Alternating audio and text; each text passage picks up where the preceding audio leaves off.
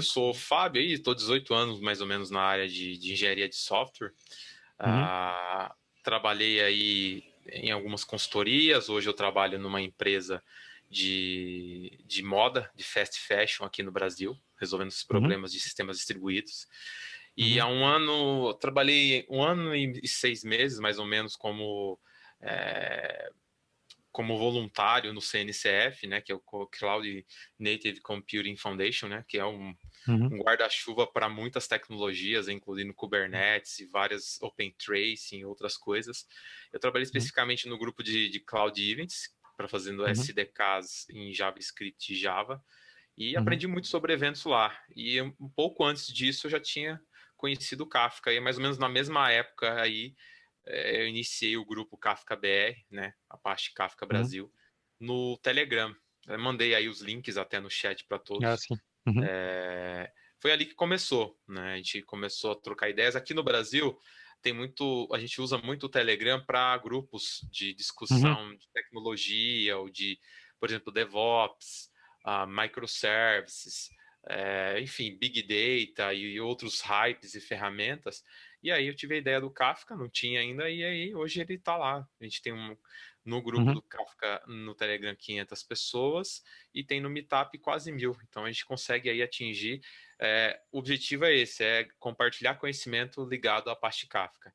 E a gente tem um Uhum. site, temos um curso para iniciantes aí para ajudar a comunidade a conhecer melhor o que é o Kafka. Tem esse talk Uhum. também, que é o Apache Kafka 101. E é Uhum. isso. Ajudar a comunidade com palestras, meetups, artigos, temos lá, tá tudo no site. Artigos em português, a gente tem muitos artigos bons em inglês, mas sempre o idioma é uma barreira, né? Uhum. Então, Uhum.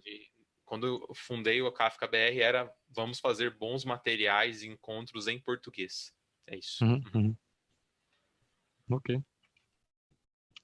Pronto, fixe. Então, também acabaste por fazer essa parte. Fixe. Exatamente.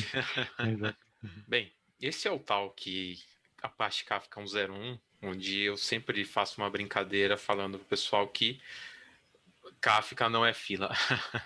Então, porque é uma das coisas que eu mais passo aí por onde eu trabalho são as pessoas confundindo Kafka como uma fila, né? Um RabbitMQ, a fila da IBM, MQ Series, ActiveMQ, ZeroMQ. Kafka é muita coisa, mas ele não é isso. Então, nesse tal que a ideia é passar para vocês o que realmente ele é. Mas, enfim, ele ainda tem algumas características de fila, mas ele não é uma fila tradicional como a gente pode pensar. Então, por isso eu sempre falo, Kafka não é fila. Então, muitas pessoas que trabalham comigo falam até assim, ó, não fala que o Kafka é fila perto do Fábio, senão ele vai ficar bravo. Mas, enfim, eu sou o Fábio, esses são os meus contatos, meu e-mail, pode entrar em contato comigo, enfim, lá no grupo, qualquer dúvida. Como eu disse, fundei aí a Kafka BR há quase 2 anos no Telegram, que são os endereços. Fui voluntário no CNCF e este ano de 2020 e 2021, o pessoal da Confluent, né, que é uma empresa por trás aí muito forte do Kafka, me nomeou como Community Catalyst, que é um reconhecimento aí pelo trabalho na comunidade aí falando sobre Kafka. Bem, e vamos iniciar, né? Falar o que é o Kafka. Então eu começo falando o que é o Kafka.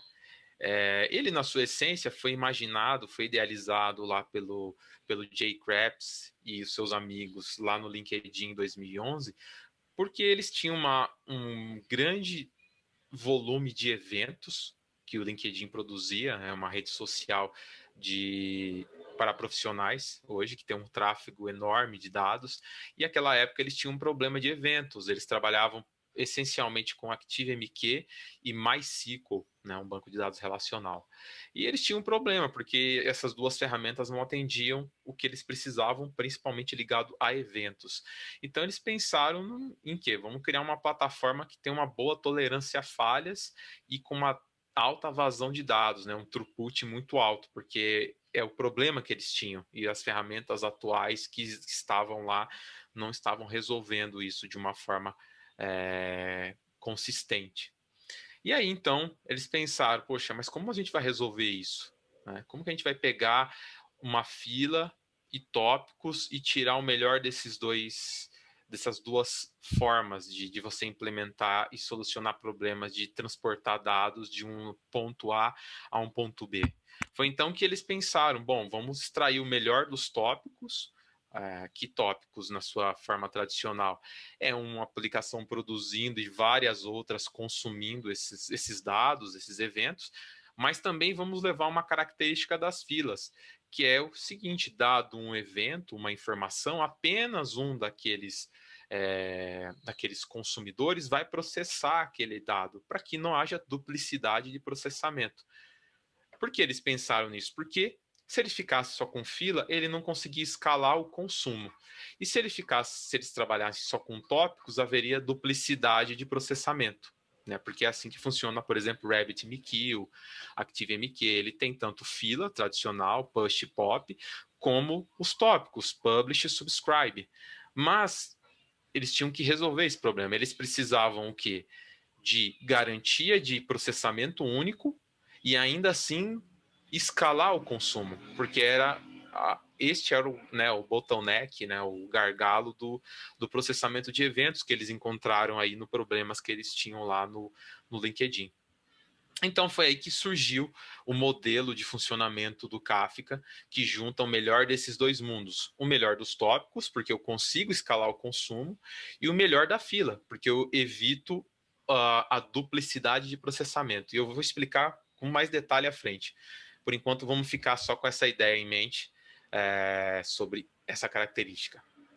Então, eles também tinham que pensar num problema de garantia de entrega, porque a gente está falando de um sistema distribuído, no qual a gente sabe que a rede é falha, a gente sabe que a banda é limitada, então eles trabalharam todos aqueles princípios e falácias da computação distribuída, que até então muitas ferramentas ignoravam com relação a que a rede falha, que a banda é limitada e vários outros princípios aí de computação distribuída que são as falácias. Então eles tinham que pensar no modelo de garantia de entrega. Porque eu precisava que essa informação sempre chegasse no seu destino, seja eu produzindo o dado e ele chegando no Kafka, seja o consumidor puxando isso do Kafka, consumindo e confirmando esse consumo. Então eles pensaram, bem, a gente tem que pensar no modelo de entrega. Então o modelo de entrega do Kafka, assim que ele nasceu, foi o pelo menos uma vez, ou conhecido em inglês como at least once. Esse modelo de entrega, ele garante que as informações elas sempre chegarão no seu destino. Porém, pode haver não exatamente duplicidade, pode acontecer que eu receba duas vezes a mesma informação. Então, o que aconteceu? Nesse momento, a inteligência de evitar a duplicidade, o processamento duplo de alguma coisa, estava em função do consumidor e do produtor. Porque o Kafka, se ele implementasse esse monte de controle, todos esses controles para evitar a duplicidade de entrega, ele teria alguns problemas de performance, tá? E a gente vai entender um pouquinho mais à frente também. Mas sempre quando você trabalha com Kafka, qual que é o primeiro contato de quem vai trabalhar com Kafka? É tentar consumir o Kafka, os dados de um tópico. E a primeira coisa que essa pessoa se encontra é que ela consome, cria uma aplicação lá, Hello World, de consumer, vai no Kafka, consome os eventos, e aí ele vai de novo e consome de novo os mesmos eventos. E aí começa a surgir as dúvidas. Ele fala, poxa, mas eu já consumi esses 10 eventos, aí eu fui lá e consumi, vieram exatamente os mesmos 10 eventos. Aí é a garantia de entrega em ação, que é o pelo menos uma vez. Por quê? Existiu, né, por parte desse consumidor alguma coisa que ele deixou de fazer, que era o quê? Confirmar para o Kafka dizendo que ele já havia consumido isso. Então, sempre quando alguém me procura ou fala de Kafka, eu já de cara explico esses itens, porque é uma coisa que a pessoa vai com aquele conhecimento de fila, porque uma fila, depois que eu consumir, aquilo é removido da fila, né? Ele não está mais lá. E aí o Kafka é diferente, porque ele é armazenamento persistente durável. isso significa que as informações, os eventos que eu produzo no Kafka, eles ficam lá de forma persistente e durável, baseado em um tempo de vida. O que isso significa que mesmo que eu consuma os eventos, eles não vão ser eliminados do tópico, como acontece nos tópicos tradicionais ou nas filas. O Kafka não controla isso por consumidor ou por grupo de consumo, como a gente vai ver aqui na frente. Ele simplesmente é durável e aquilo fica disponível por padrão no Kafka em um tópico, se eu não configurar nada, por 7 dias. Independente se eu consumir ou não, aquele evento está disponível por 7 dias no tópico. Depois disso, mesmo se ele não tenha sido consumido, ele vai ser eliminado. E é um ponto muito forte aí, na minha opinião, é que ele é código-fonte aberto. Então, lá em 2011, quando eles soltaram esse código, ele já se tornou licença Apache e logo depois foi doado para o Grupo Apache e até hoje o Grupo Apache mantém e evolui, logicamente com um grupo muito forte da Confluent, né, apoiando nessa evolução, inclusive com doações de porções de código, etc. Mas, na minha opinião, esse é um ponto mais forte, porque as melhores ferramentas hoje para esse tipo de problema de computação distribuída, sem dúvida, são de código-fonte aberto. E aí nos leva ao próximo item, o que não é o Kafka. Né? Por quê? Ele é uma ferramenta que não se preocupa com uma instância específica que está, por exemplo, consumindo dados. O Kafka não controla, por exemplo, se ele enviou uma mensagem X para um consumidor Y. O Kafka trabalha com um conceito chamado grupos de consumo. E dentro desses grupos de consumo podem existir dezenas de aplicações consumidoras. E o Kafka ele não se preocupa se ele mandou para um participante A ou B daquele grupo. E eu vou falar um pouquinho mais à frente usando alguns desenhos. Aí vocês vão entender melhor o que é grupo de consumo no Kafka. O que acontece? E, como eu falei, Kafka não é uma fila. Eu sempre bato nessa tecla com as pessoas que às vezes me perguntam, até no grupo, ou até por brincadeira, ele não é uma fila porque ele não se comporta como uma fila. E se nós tentarmos usar o Kafka para ter um comportamento de fila, que é um push pop com ordenação global, que é o que a fila garante, que dado um evento produzido por uma origem, será consumido exatamente na mesma ordem por um destino. Kafka não é isso. E se eu tentar fazer isso com Kafka, ok, é software, eu vou até conseguir fazer, mas eu vou estar subutilizando o Kafka, porque eu teria que usar um tópico com apenas uma partição, que eu vou falar mais à frente como funciona. Aí vocês vão entender por que se eu tentar fazer fila no Kafka, é muito melhor eu usar um Rabbit, MQ ou qualquer realmente solução de fila tradicional. E eu falo também, poxa, ele não é uma ferramenta inteligente? Na verdade, não, porque se ele implementasse muita inteligência no broker, dentro do cluster, ele não teria alta vazão. Por quê? Kafka a gente não vai encontrar, por exemplo, roteamento de eventos, a gente não vai encontrar delayed messages, como a gente encontra em outras ferramentas de fila.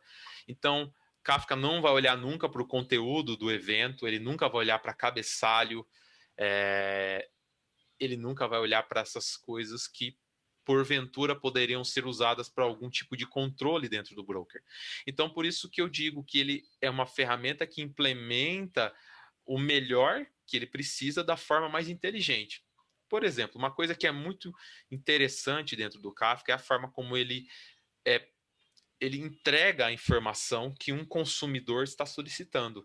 Ao invés de o Kafka fazer como todos os sistemas, as ferramentas tradicionais, que é ler a informação do disco, levar até a área de memória dita como área de memória de usuário, né? A gente fala muito de Linux, né? Memória de kernel e memória de usuário, né? Tem sempre essa divisão. E trazer a informação da área do kernel do Linux para a área de usuário, onde está rodando a aplicação, e nesse caso é o Kafka, isso tem um custo muito alto. Então, o Kafka não faz isso, por isso ele não olha para conteúdo. Quando chegam mensagens do Kafka, os eventos são puramente bytes. E para o Kafka não importa se aquilo é JSON, se é texto, se é um número, se é Avro, o que seja. Do jeito que aquela informação chega, ele armazena em disco, e do jeito que e assim que um consumer pede aquela informação, ele pega aquilo e entrega direto na área de memória do kernel, direto no socket de rede. Então, isso é um processamento extremamente rápido e poderoso. Então, por isso que o consumo no Kafka é de altíssima performance.